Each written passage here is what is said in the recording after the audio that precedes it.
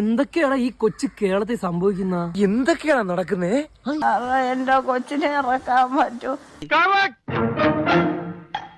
എന്റെ കൊച്ചിനെ ഇറക്കി തരണം. അങ്ങനെ അബദ്ധത്തിലല്ല, മനഃപൂർവ്വം. ഉമ്മാന്റെ സ്നേഹം എന്നൊന്നും പറഞ്ഞ ആരും ഗ്ലോറിഫൈ ചെയ്യാൻ വരണ്ട. ഇങ്ങനെയല്ല ഒരു ഉമ്മ മകനെ സ്നേഹിക്കേണ്ടത്. പിള്ളേരെ തല്ലി വളർത്തണം, അല്ലെങ്കിൽ ഇങ്ങനെയാവും. മക്കൾ എന്ത് തെറ്റ് ചെയ്താലും അവരെ സംരക്ഷിക്കുന്നത് അത്ര നല്ല പ്രവണതയല്ല. അവൻ കുഞ്ഞല്ലേ? കുഞ്ഞു നല്ല പെട കൊടുക്കാത്തൊരു കുഴപ്പ.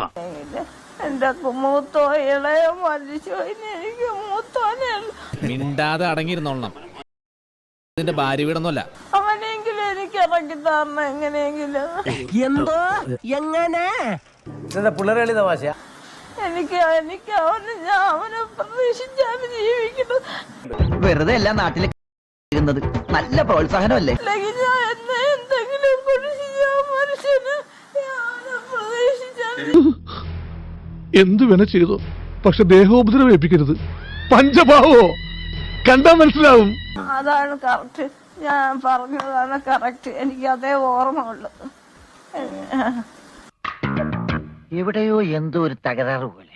ഈ കുരുക്കിന്ന് നീ രക്ഷപ്പെടുമെന്ന് തോന്നുന്നുണ്ടോ? രക്ഷപ്പെടും സാർ.